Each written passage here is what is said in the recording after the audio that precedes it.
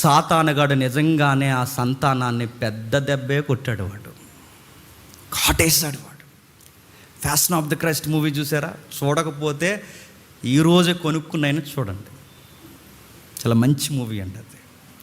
Fashion of the Christ movie ఎక్కడి నుంచి start అవుతుందో తెలుసా? సరిగ్గా ఆయన పాదాల కింద సర్పం, పాదాల కింద సర్పం. ఒక డార్క్ సీన్ మనకు కనబడుతుంది. గెత్సేమనే వనములో ఆయన ప్రేయర్ చేస్తుంటాడు. ఆ ప్రార్థన చేస్తున్నప్పుడు ఆయన పాదం ఇలా ఎత్తుతాడు. సరిగ్గా ఆ పాదం మీద ఈ సాతానుగాడు ఇలా కాటేస్తాడు, వేయడానికి చూస్తాడు. సరిగ్గా ఆడి నెత్తి మీద యేసుక్రీస్తు వారు అడుగేసి బయలుదేరతాడు. ఎక్కడికి బయలుదేరుతాడంటే ఆ డైరెక్టర్ చూపిస్తాడు మెలగిస్తాను, ఎక్కడికంటే సిలువ ఎక్కడానికి రెడీ అవుతున్నాడు. సాతానుగాడు వేస్తున్న కాటేంటి? ఆ సంతానానికి. ఇప్పుడు అవ్వమ్మ సంతానం లేదా స్త్రీ సంతానం అనగానే ఇక్కడ ఎవరు? యేసుక్రీస్తు. ఇప్పుడు యేసుక్రీస్తు వారికి ఆడు వేసిన పెద్ద దెబ్బ ఏంటో తెలుసా? వాడు సిలువకు యేసుక్రీస్తు వారిని కొట్టడమే. చెప్పండి, వాడేసిన అతి పెద్ద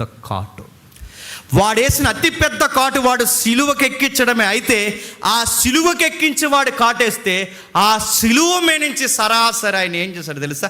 తిరిగి లేచి వాడి నెత్తి మీద సితకదొక్కి పాడేశాడు. అతగాడు లేస్తాడు. ఆ లేచిన వాడు, నీ సంతతి నుంచి వచ్చిన అతడు ఒకరోజు ఈ సాతాన్ని పూర్తిగా చితకదొక్కుతాడు. అందుకేనండి కలవరిగిరి మీద సాతానుగాడు పూర్తిగా ఓడిపోయాడు. చేతగానోడు, దెబ్బలు తిన్నాడు వాడు.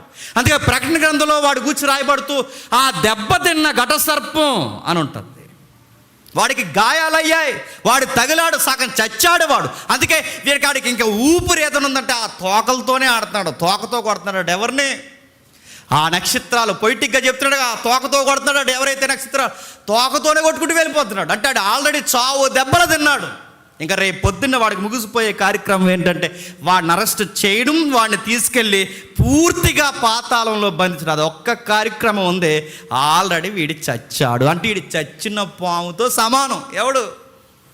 సాతానుగాడు. ఇప్పుడు ఈ దెబ్బలు తిన్న ఈడు ఉడుకుతో, అసూయతో ఎవరిని మింగేద్దామా, ఎవరిని పాడు చేద్దామా అని చూస్తున్నాడు. ఇప్పుడు వాడి చేతుల్లో చిక్కకూడదంటే నీకు ఒకే ఒక ఆప్షన్ ఉంది. ఆడిని చితకు దొక్కిన ఆయన దగ్గరికి ఆయన రెక్కల చాటుకు నువ్వు రావాలి. అప్పుడే బతుకుతావు, గుర్తుపెట్టుకో. లేదంటే వాడికి దొరికేస్తావు ఖచ్చితంగా. వాడికి ఎప్పుడైతే దొరికో వాడికి బందీఖానలో మనం తీసుకుంటే మనిషిని మనిషిగా ఉంచడం, మృగంగా మారుస్తాడు. మనిషిని మనిషిగా ఉండడం, రకరకాలుగా చేసి పడేస్తాడు. అందుకే వాడు అంతం ఎప్పుడు ప్రారంభమైంది, వాడు సగం సావు ఎప్పుడు ప్రారంభమైందంటే కలవరిగిరి మీద వాడు యేసుక్రీస్తుని కాటేశాడు. ప్రభు తిరిగి లేచి వాడు శిరస్సు మీద తొక్కేశాడు.